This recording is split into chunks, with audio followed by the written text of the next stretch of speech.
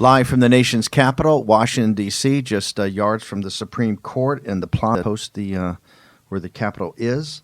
It's Wednesday, the 11th of March, the year of our Lord 2020. It's episode 39 of War Room Pandemic.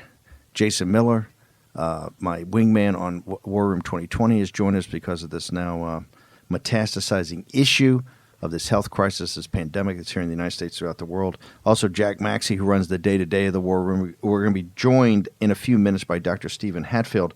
We're on the John Fredericks Radio Network, on America's Voice.News, on the Dish Channel 219 nationwide in the United States, also on the Salem Radio Broadcast Network, and on FM 99.1 and FM 103.9 in Chicago and the Chicago area.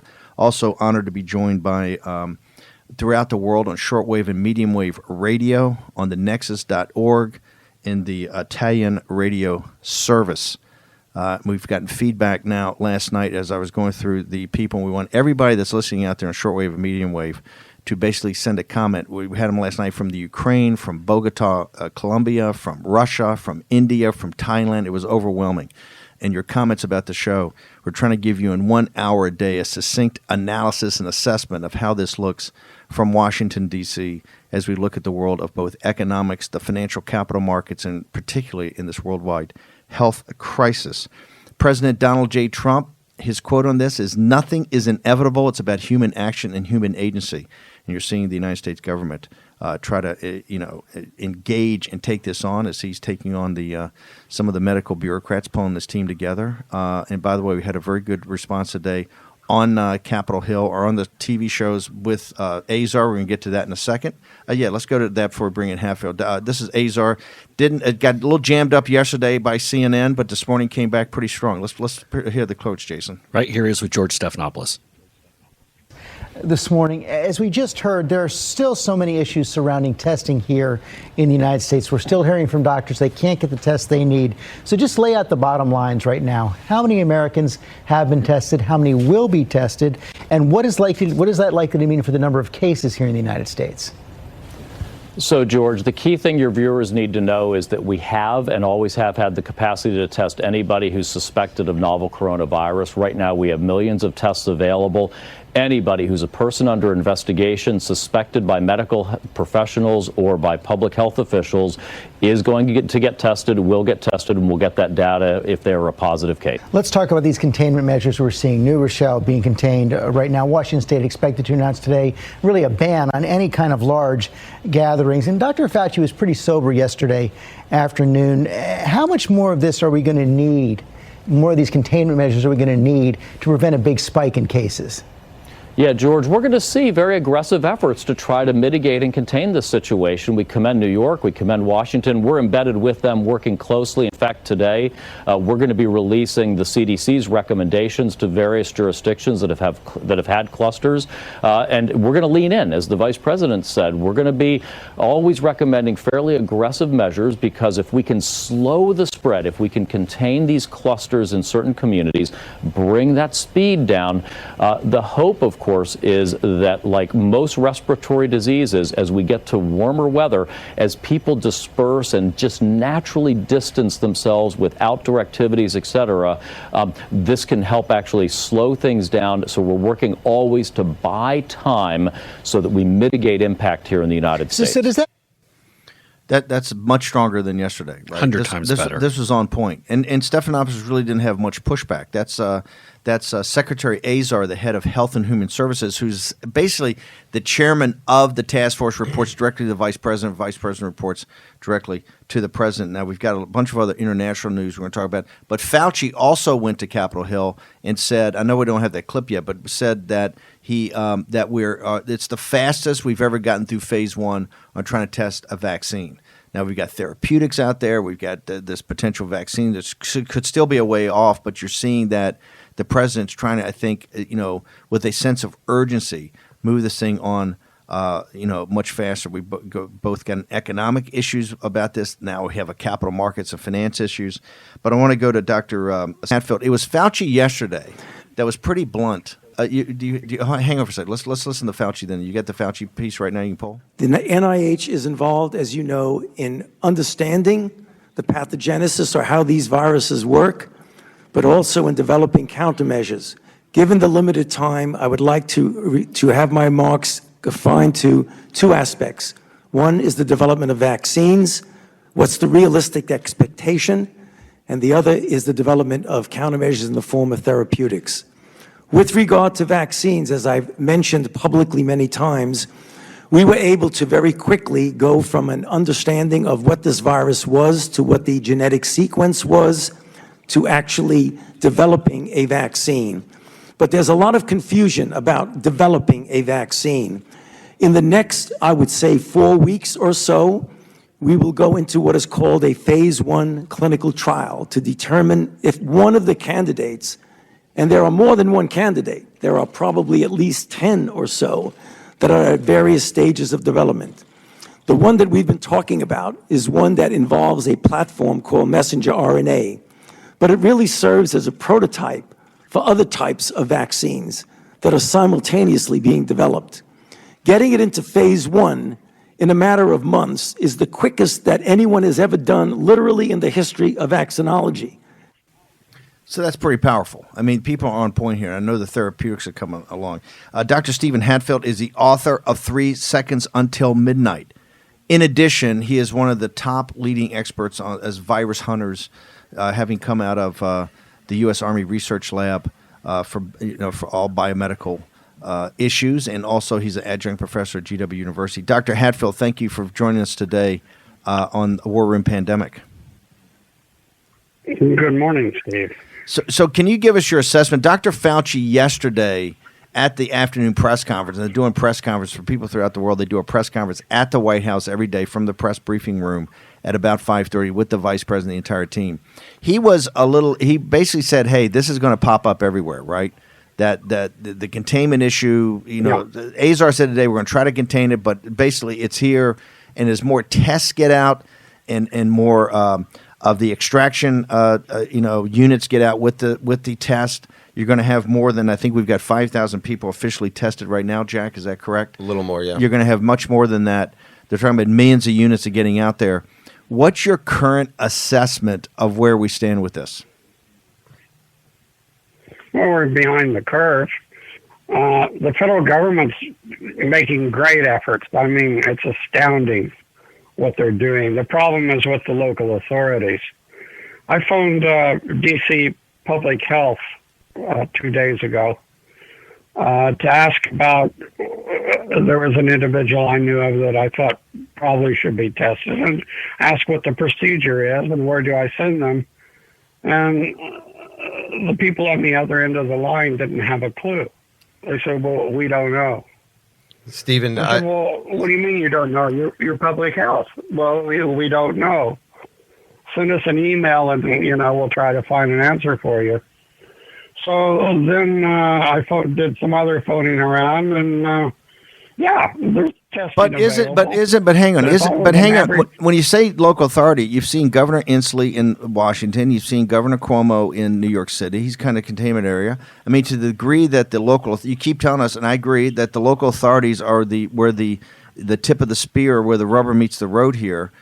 You see at least the state level taking guidance from the federal government, trying to be proactive. You don't think that's good enough? Well, I'm not talking about the state level. I'm talking about the local community level. And they're not ready. They haven't stockpiled. They don't have a way to do a medical surge, the 5 components of that. They don't have plans for rapidly and efficiently distributing vaccines and new drugs that can be generally taken. That's where the problem is. So don't know government if things aren't working. Everyone tends to do that. The problem is in the local authorities that haven't, for 15 years, done the necessary things that they should be doing. Given where we are where we are, what would be your recommendations of what actions can be taken to assist and help the local authorities get more prepared for this?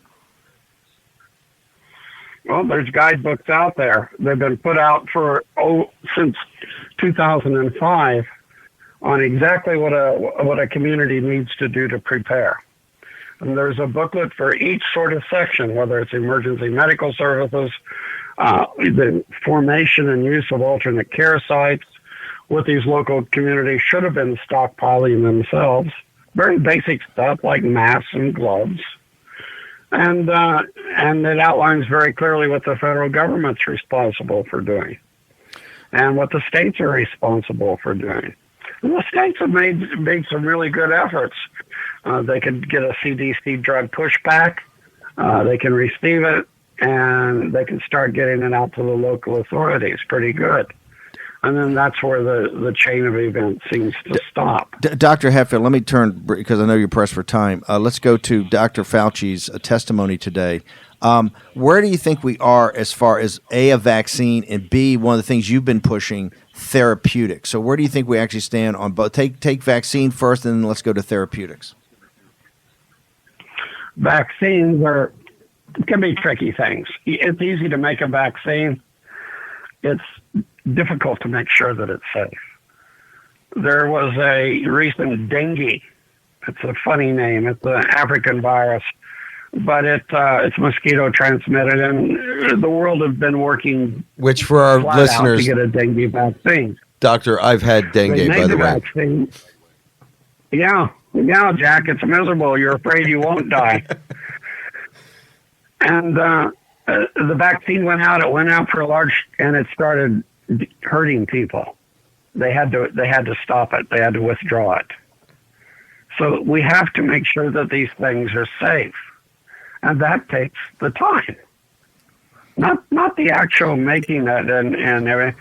It's making sure that it's safe. Go ahead and break in. I want to jump in. On screen right now, Robert O'Brien, National Security Advisor, CNN headline, National Advisor blames China for cover-up regarding coronavirus. Wow, this is huge. Pretty hard-hitting comments. By the way, I want all the haters at Media Matters, been jumping on Bill Gertz, Senator Cotton, and Stephen K. Bannon to just follow what's happened. This is going to be monumental. Let's go back. Okay, so Darrell Issa was just in here, the congressman on the previous show, Dr. Hatfield, and he said that all that should be waived right now, that there should be a potential for waiver so that you can get through the trials quicker and people can take their own option to get rid of the litigation and the potential lawyers, that if they want to try this, they can try it. What say you about that? Well, now you're shifting to the therapeutics, Stephen, and this is already being done. The CDC today announced for remdesivir that it's already being used on very serious cases under an investigational new drug protocol. But the vaccine is a different thing. There's therapeutics, investigational new drug use protocols, and then there's vaccines. And you know, some of the early experiments that were done with the SARS virus on vaccination in animals.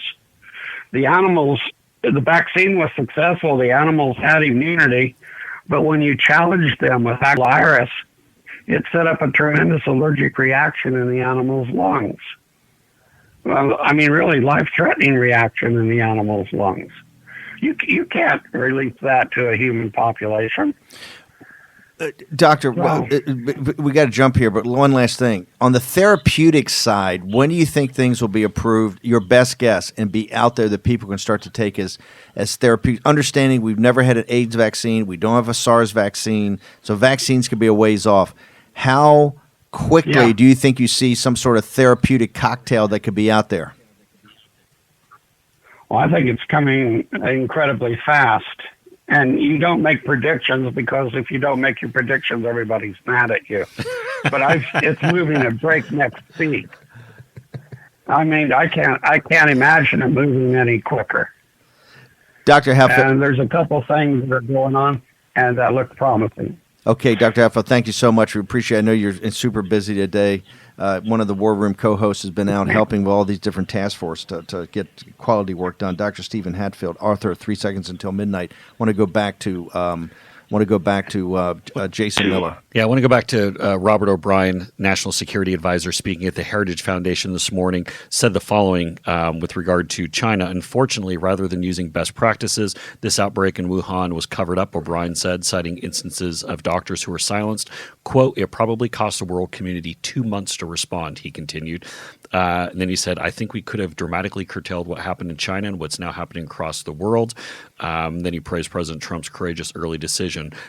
One additional comment here, I'm pulling this from Axios, is China begins to get its coronavirus outbreak under control. Well, they probably should put a little asterisk there. That's my commentary. Authorities are going to be on the offensive to change the perception that the global epidemic is Beijing's fault. There's a quote from Bill Bishop, author of The Sinocism. Bill Bishop's the man. He's the man. And he says, and this is so spot on, the CCP is masterful at rewriting history, and we're watching them do it in real time. Yeah, no, that's huge. Now, but O'Brien didn't go to the Tom Cotton, Bill Gertz, Steve Bannon, that it's incumbent upon them to show everything out of that P4 lab so that we know that this was actual and natural occurrence. He's essentially saying at Heritage, which we've been hammering on this show since day one, that they suppressed this information and we lost at least 2 months. And in those 2 months, it's blown throughout the entire world. He's not going to the next step in questioning the origins of this. At least it seems like not yet. No, and I think, look, I think that's responsible commentary from Big time. O'Brien. Right. I mean, that exactly is By the the way, situation. Cotton's been responsible too. All Tom Cotton has said is that, hey, clearly information was suppressed by the CCP. What is incumbent upon them is to come out with all the records, everything that's out there to make it clear. I think one of the problems is when you're not getting transparency, people begin to speculate about things, right? And so it's incumbent upon the CCP to prove either way.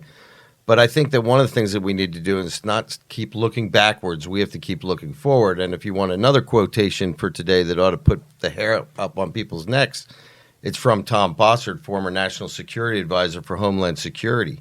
This is what he said. Under President Trump. This is what he said in the Washington Post. Officials must pull the trigger on aggressive interventions. Time matters.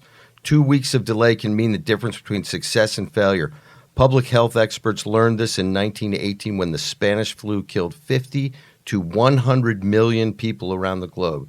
If we fail to take action, we will watch our healthcare system be overwhelmed. We've been talking about this for well over a month, and this goes to the heart of what Dr. Hatfield talks about: local communities getting ready, preparing themselves for a surge in their ICUs. I just spent about an hour on the phone yesterday with an Italian nurse, and they are overwhelmed.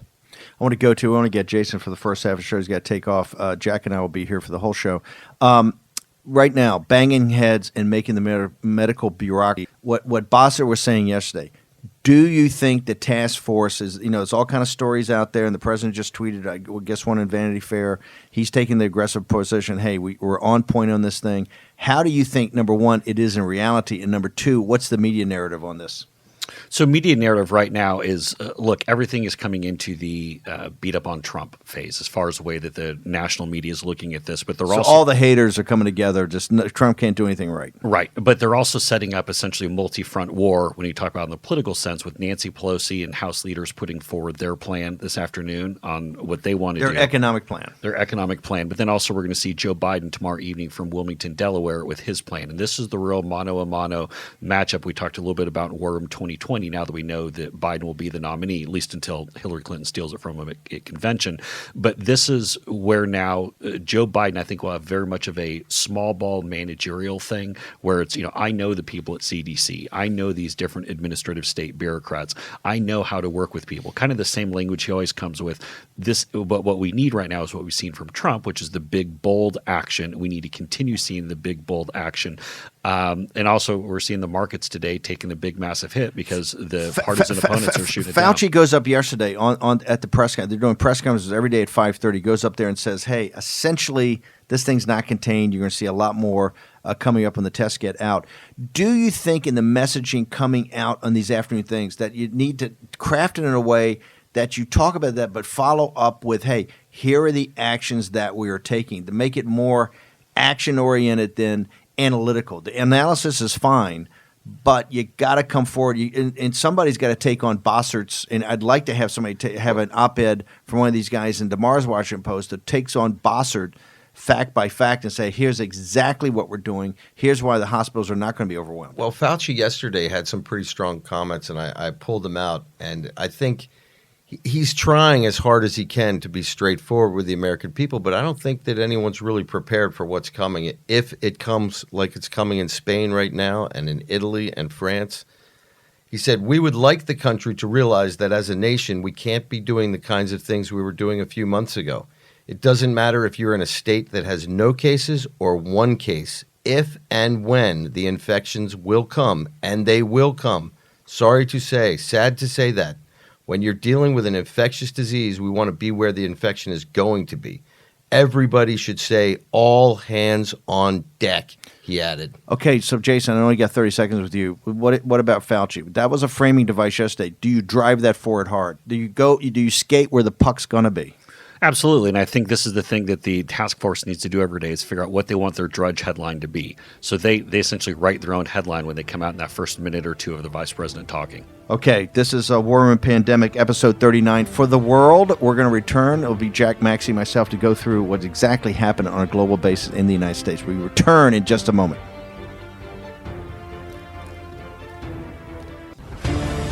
War Room Pandemic with Stephen K. Bannon.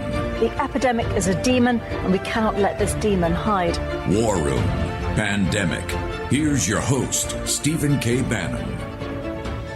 Episode 39, live from the nation's capital, Washington, D.C., directly across from the Supreme Court in the plaza that houses our nation's capital, that historic building where a lot of the action is taking place today on this pandemic. It is War Room Pandemic, episode 39.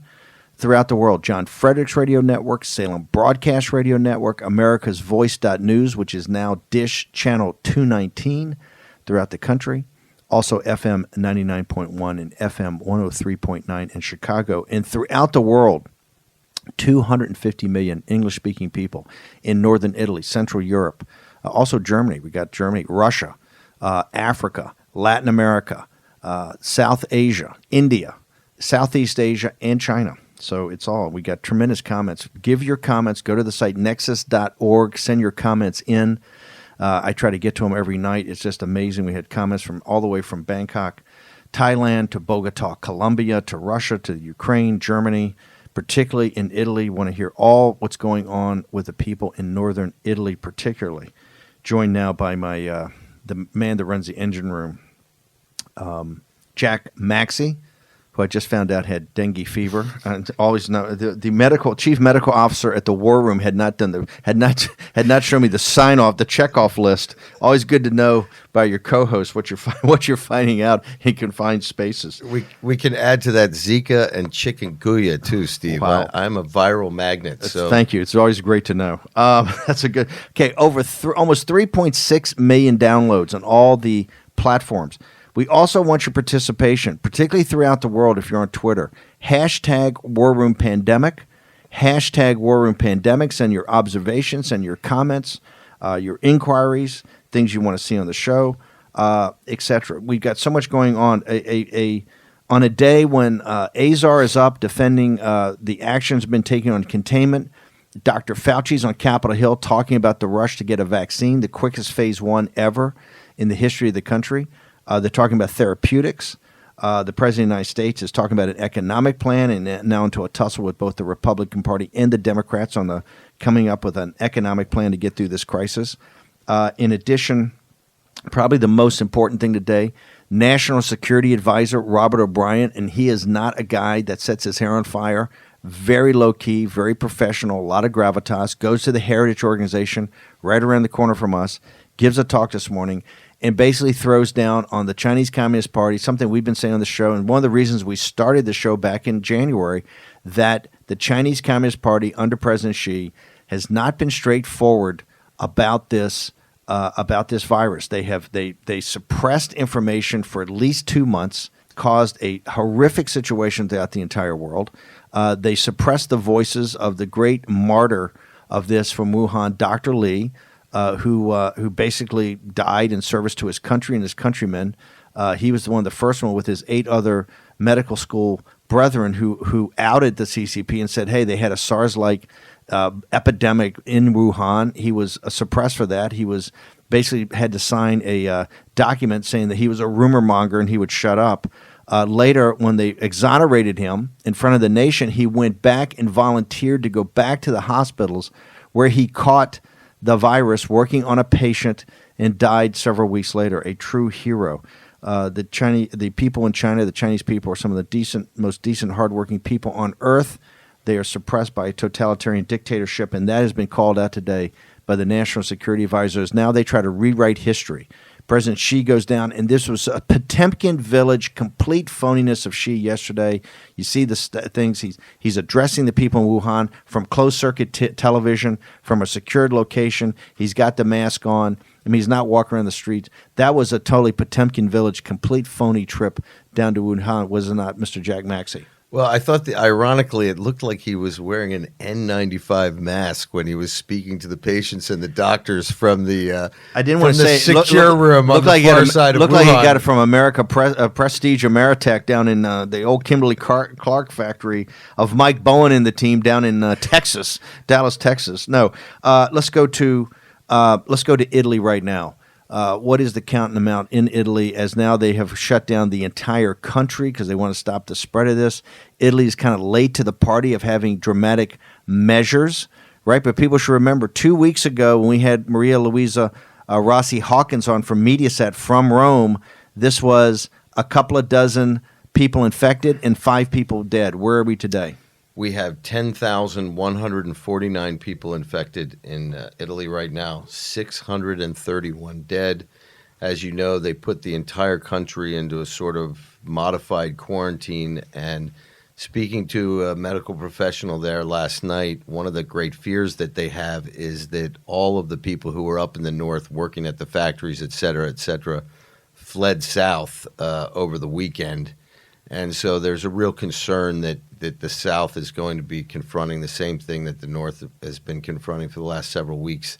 It's a real problem. Irony of all ironies, Chairman Xi has promised to provide ventilators and extra PPEs That's to not the an Italian irony. people. That's not an irony. That's trying to show, first off, that tells you that you're at geopolitical risk when you allow your enemy to make all your medical equipment. And this is Xi trying to challenge the United States by saying, hey, they can't give you this stuff, and they can't give you this stuff because they don't make it.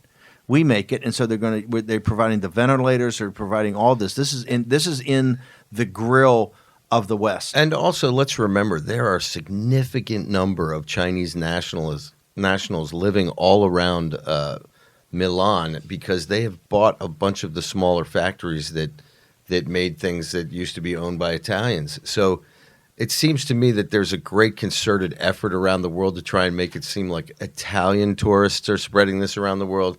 Not true. This came from Wuhan. This is the Wuhan virus. If it had been Ebola, they would have called it the Yangtze virus. So we have to remember. Let's go to the right now on stay in Italy. They passed last night. They're in Italy. By the way, their financial situation's not in great shape. They were going into a recession. They've got real problems they've never recovered from 2008. Their GDP is lower than it was in 2008, the financial crisis, high unemployment.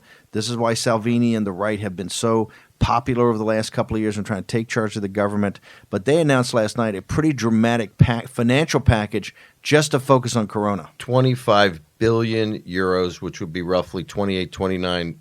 Compared to $8 billion from the United States, that's a pretty impressive. I haven't seen all the use of proceeds, but if that is just to deal with Corona and not a stimulus for the economy, that's a big number. Well, and you're seeing also how dramatic action really is the key to this. For example, Poland just closed every school in the country, the universities, museums, etc. will be closed till further notice. They have 26 cases. Ukraine closed all schools, universities till the end of March. Same for cinemas and gathering places. 1 case. This is how seriously other countries are taking this. Talk to us about Germany. Because they're witnessing what's going on. Talk to us about Germany. Angela Merkel yesterday gave a speech to the German parliament, and what she says really quite well echoes what we were saying from Gabriel Ling in Hong Kong, and Lipschitz, excuse me, I may have the pronunciation incorrectly, from Harvard, said recently, very similar. She said, quote, "You have to understand that if the virus is there and the population has no immunity to this virus, there are no vaccines and no therapy so far. A high percentage, this is what our experts tell me, 60 to 70% of the population will be infected." So again, she falls back to what we've said many times. Merkel's an organic chemist. She doesn't throw this thing out unless she. What do you think that they know about what's happening in Germany? Do you think that they feel that they've got the same situation that Italy has? I think that they are being rational. I think they're understanding that there is community transmission. I think Angela Merkel, even though I'm not a huge fan, is being extremely responsible by giving people the likely outcome. And there's a historical example of this quite recently. The H1N1, incorrectly called swine flu, avian flu out of Mexico in 2009. If you test the American population today, between 40 and 50% of us all have the antibodies to that disease. This is the herd immunity that builds up. Let's talk about Spain. Spain is in real crisis. Spain has now 2,000 cases. This is a significant uptick from just the other day. They have 49 deaths. I think Spain has been a little bit behind the eight ball on this. They're now starting to slow down soccer and things like this, large gatherings. But this is what we talk about, this exponential aspect of this. The exponential function. You've got to get ahead of it early, or you can't get ahead of it. Let's talk about, we've got Netherlands, we've got the UK. Netherlands got a bad problem. Well, the Netherlands don't have a huge number of cases, 382, and they've got 5 deaths. But what we've been hearing from this really first-tier country with a wonderful medical system, very similar to our own in terms of its capacity and expertise. And ICU units. They are finding that their ICU beds, that they are not able to keep up with the number of people who need them. And so it's critical that local communities, as Dr. Hatfield said many times, really start dusting off their plans and figure out how they're going to deal. Okay, I want to go to 2 countries, the United Kingdom and France, that are taking, looks like 2 different. You got Boris Johnson on one hand, he's up there with the team of both the scientists and the people trying to stop the health crisis and be very proactive, and an economic team to talk about monetary policy and fiscal policy. And then you have Macron, and Macron is being a little standoffish and kind of grabbing this. So let's compare and contrast those. Well, I think if you look at Boris Johnson, one of the things I think he's done well is he said, look, I'm not going to have any commentary on this. I'm leaving everything up to my medical experts. They are going to be the ones who are going to define the mission here. And I think that's a wise move for a politician.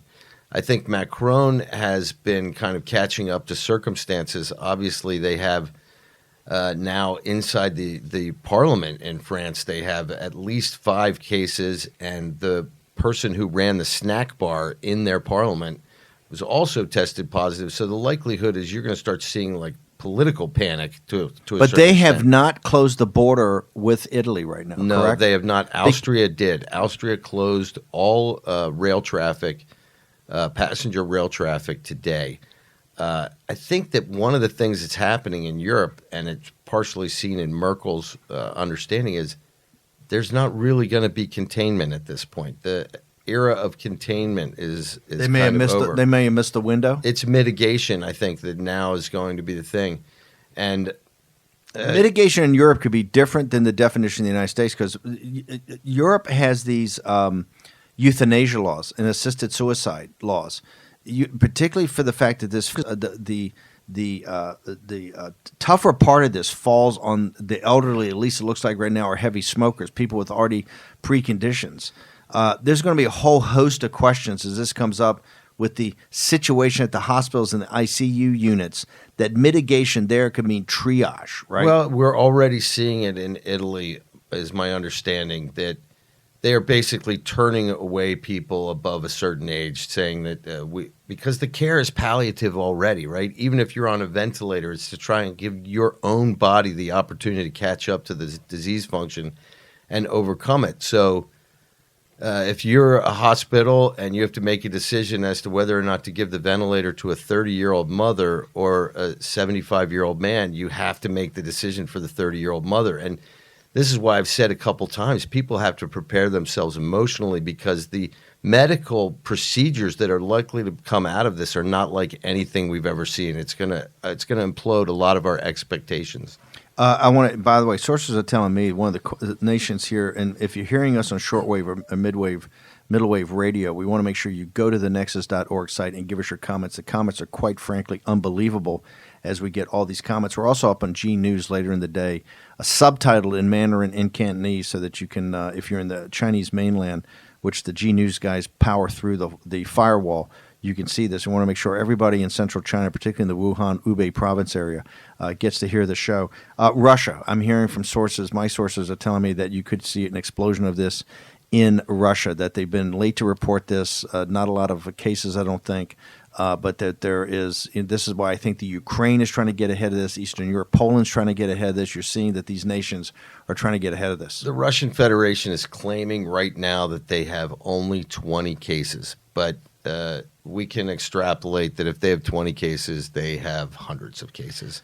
Let's go to the United States, and Governor Cuomo is trying to take some dramatic action in the United States. In New Rochelle, he set up a containment area. Do you want to explain to people what he's trying to accomplish there? A 1 mile radius around this locus of infections in New Rochelle, which is quite frightening.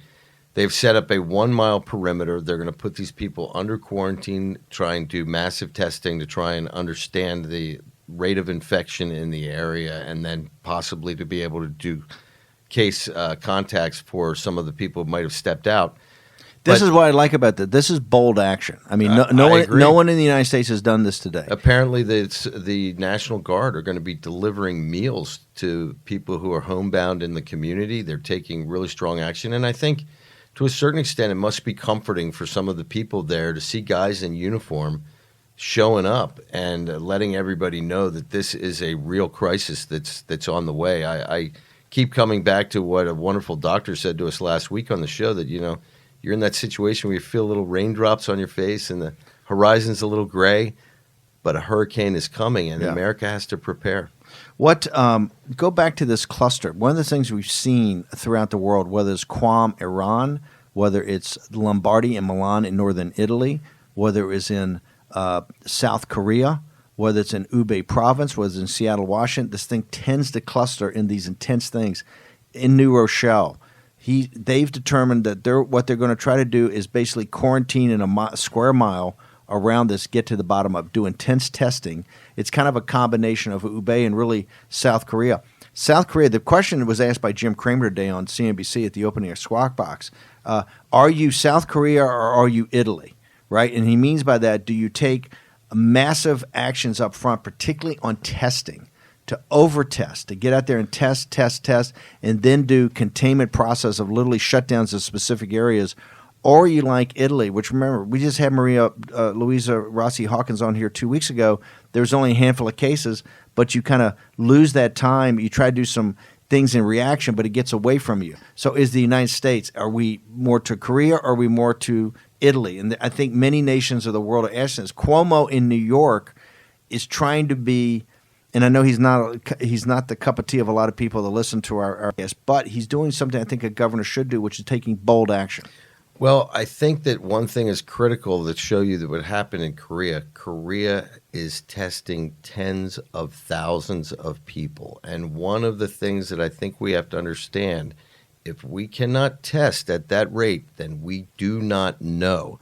We are essentially flying VFR with no radar. Well, look, here's the thing of the test. The test here is, look, it's more art than science. These tests are, and here we have a complicated test. The buried lead in the testing issue is about the reagent. It's about the extraction. You have to extract it first and then test. There are test kits going out. The question is, do we have the extraction kits? Are the extraction kits, do they work? Do they not give you false positives and false negatives, right? That's one of the issues. In Korea, and this is what many people that go to hashtag War Room Pandemic to get to us, hashtag War Room Pandemic, or go to the site and leave a comment, the website, warroom.pandemic.org. If you in Korea, it's totally different. It's a commercial application. They're hitting you in the ear as you go through a drive-in. Seattle, Washington, the University of Washington is doing that aspect of it. We hear now that many commercial solutions are coming out. We may have lost 5, 6, 7 weeks. We don't know. We'll figure that over time. But you've got to deploy these and test. Well, and I think it's good that the FDA has backed off on requiring that the FDA give approval for every test. Everybody should understand that great hospitals in America can test anyone for viruses. They do it every day, but it's a one-off and it's quite a time-consuming process. Now, if we can unleash these great university labs to start testing on a higher level, then we will get a better understanding of what's going on. And just today, talking about Seattle and Governor Inslee, apparently he's expected later today to put restrictions on all gatherings. They think it's going to be 250 or less. There's talk that the Seattle Mariners may find another stadium in the state to play in. And now one thing that's really, really concerning in King County in Seattle is that they believe that the coronavirus may have spread to more than half a dozen other elderly care facilities. And this is something that we have to prepare for on a nationwide basis, our most vulnerable population, and they're going to get hit hard.